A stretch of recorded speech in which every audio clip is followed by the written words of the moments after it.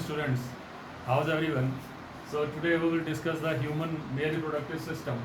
Uh, it is a system which is associated with the formation of sperm, storage of sperm, and conduction of sperm to the female reproductive tract. So this human male reproductive system is located in pelvic region of the male person. So we are unisexual. That's why we are showing sexual dimorphism. Uh, the male reproductive system and the parts associated with male reproductive system are a pair of gonads, that is testes. Gonads are responsible for the production of gametes as well as sex hormones. Second one, genital ducts. There are certain ducts. Ducts are the tubes or pipes.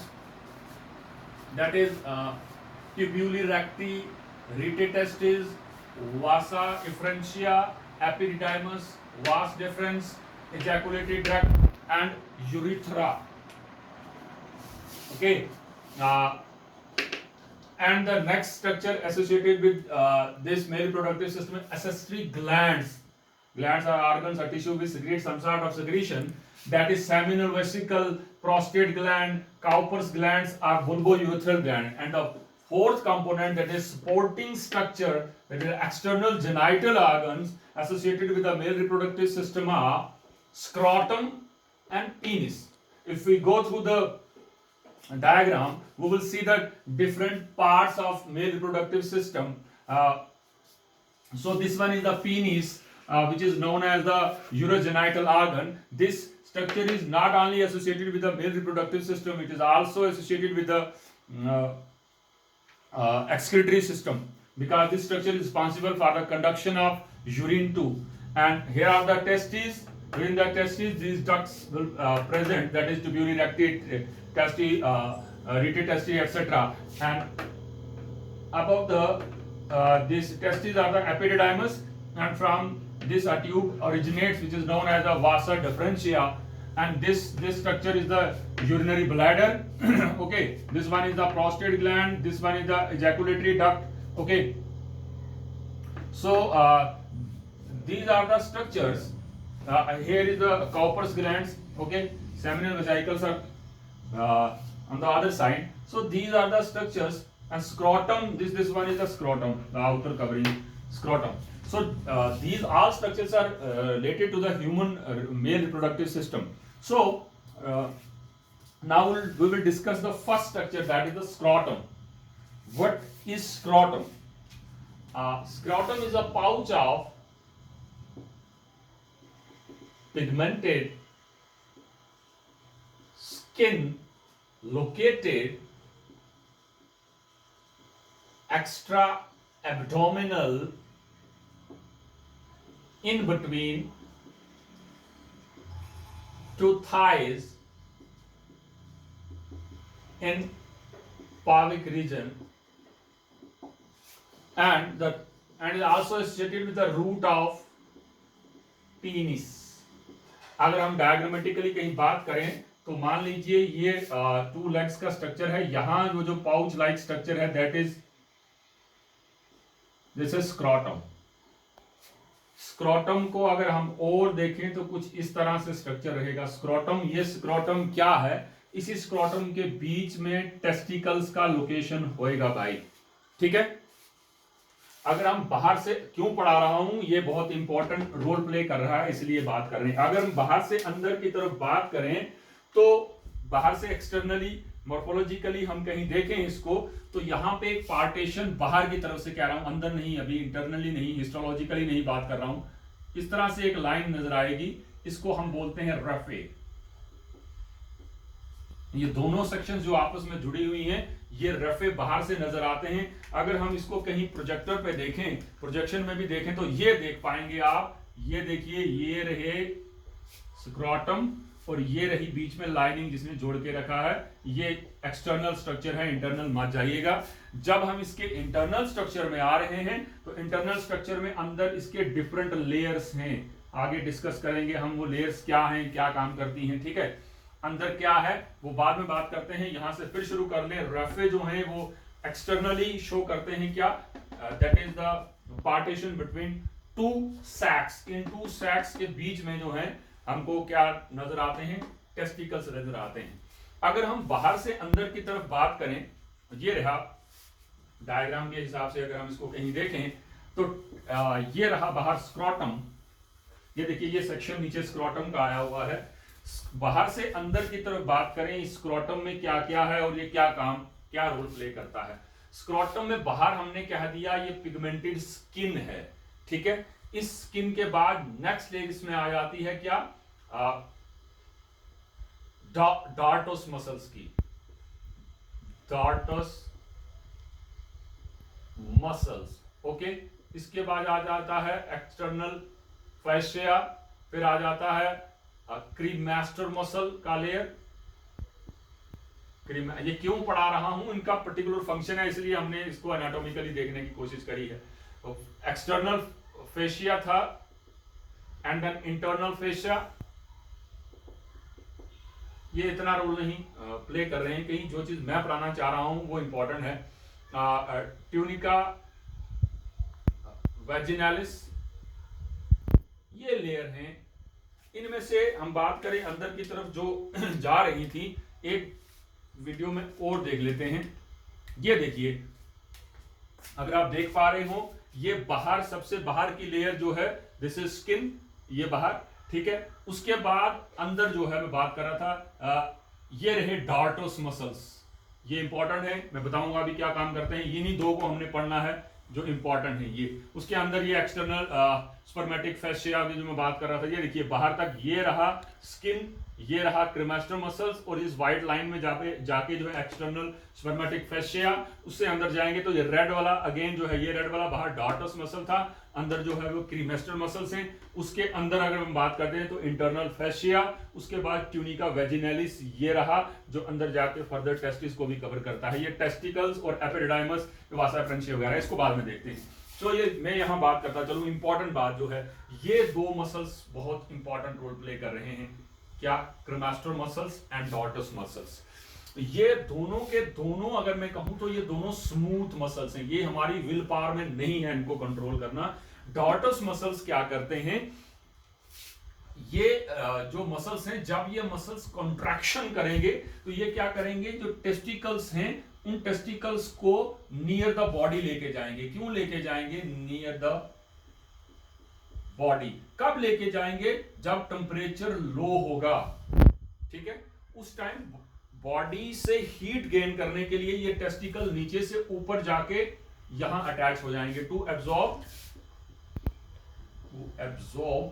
Body heat, शरीर की गर्मी लेने के लिए। क्यों ऐसा है, extra abdominal क्यों है, मैं आगे जिक्र करता हूं उसका, ठीक है। तो ये मसल्स रिस्पॉन्सिबल हैं जो उसको टेस्टिकल्स को नीचे से ऊपर ले जाके बॉडी के पास जो है वो क्या करते हैं, हीट अटेन करवाते हैं। और दूसरा, ये at the time of intersection courses mail में जो है ये ऊपर जाके साथ में अटैच हो जाते हैं ताकि इंटरसेक्शन कोर्सेज के दौरान किसी तरह की कोई इंजरी ना हो, ठीक है। दूसरे मसल्स जो हैं दैट इज क्रीमास्टर मसल्स, ठीक है। अगर यहां आप देखें क्रीमास्टर मसल्स, ये देखिए ये पूरी की पूरी, ये देखिए क्रीमास्टर मसल्स की ये लाइन है, ये पूरी क्रीमास्टर मसल्स की लाइन है, उधर से सेक्शन खोल के बताई हुई है, ठीक है। क्रीमास्टर मसल्स को अगर हम डिस्कस करें तो ये क्या करते हैं, ये मसल्स भी जब कॉन्ट्रैक्ट होते हैं तो ये मसल्स जो हैं ये अगर हीट एब्जॉर्ब करवा रहे हैं तो ये रिंकल्ड अपीयरेंस दे रहे हैं जब ये कॉन्ट्रैक्ट करते हैं। टेस्टिकल्स ऊपर की तरफ गए और उनमें झुर्रियां सी पड़ गई, रिंकल्स से पड़ गए, और रिंकल्स क्या कर रहे हैं, ये रिंकल्स हीट लॉस से प्रोटेक्ट कर रहे हैं। वो जो टेस्टिकल ऊपर पहुंचे, बॉडी से हीट ले रहे हैं, उस टाइम ये हीट कहीं जो है बॉडी से लॉस ना हो जाए। दैट्स व्हाई ये दोनों मसल्स, डार्टस मसल्स और क्रीमास्टर मसल्स जो हैं ये इंपॉर्टेंट मसल्स हैं, इसलिए हमने इन दोनों को डिस्कस किया। बाकी सेक्शंस आप देख चुके हैं। अब बात आती है कि ये एक्स्ट्रा एब्डोमिनल हैं। एक्स्ट्रा एब्डोमिनल ये हैं तो इसके अंदर टेस्टिकल्स भी हैं। एक्स्ट्रा एब्डोमिनल क्यों हैं, इसमें अंदर क्या है, मैंने कहा इसमें अंदर टेस्टिस हैं। अब ये डार्टस मसल्स और क्रीमास्टर मसल्स जो हैं ये मैंने कहा कॉन्ट्रैक्शन करके बॉडी से हीट एब्जॉर्ब कर रहे हैं सारा। एक इंपॉर्टेंट फंक्शन यही मैं इनका लिखूं, that is thermo regulation.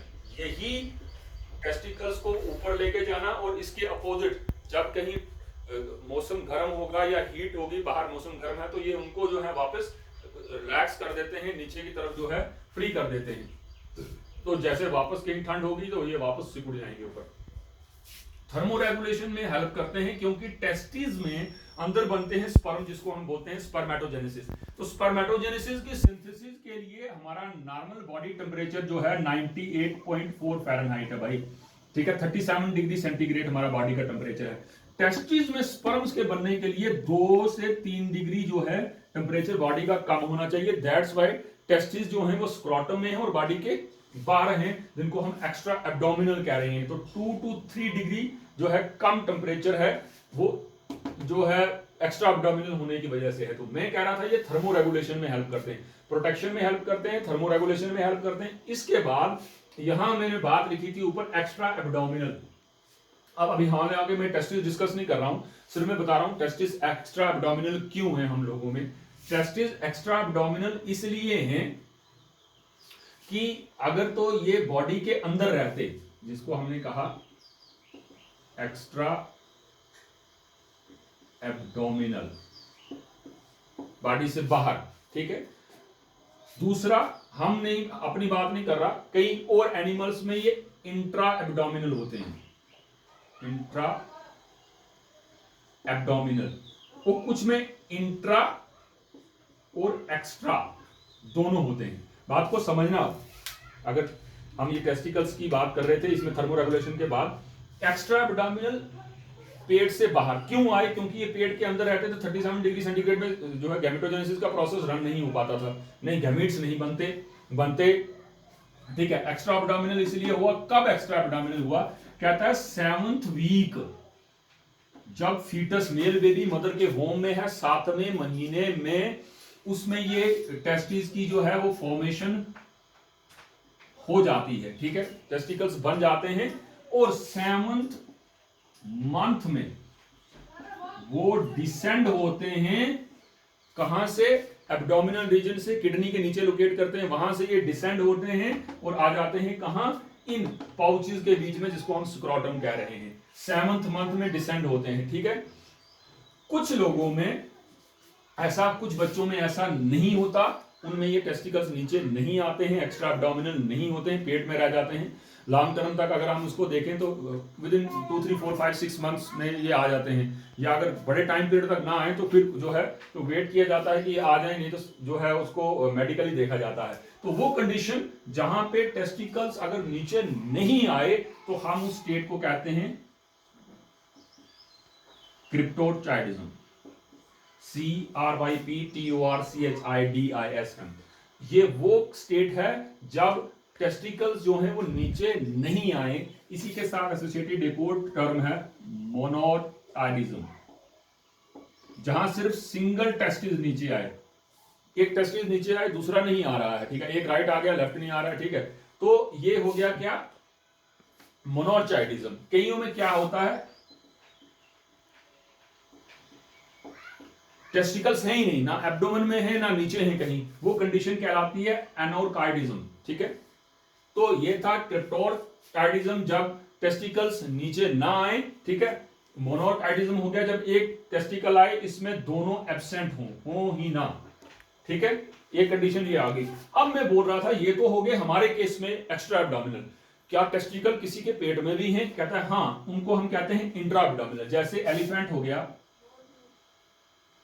Well हो गई, ठीक है, या एग लेइंग मैमल्स हो गए, प्रोटोथेरियंस, ठीक है, जैसे प्लेटिपस वगैरह हो गया, ठीक है, उनमें पेट में ही रहते हैं। कुछ में सीजनल आते हैं, रिप्रोडक्टिव स्टेज में नीचे आएंगे, अदरवाइज पेट में ही रहेंगे। ऐसे के केस को हम बोलते हैं इंट्रा एक्स्ट्रा एब्डोमिनल। यहां मैं केस लिख रहा हूं, otter, llama, rat and bat. ये वो एनिमल्स जिनमें सीजनली जो है ये नीचे आते हैं, ठीक है। तो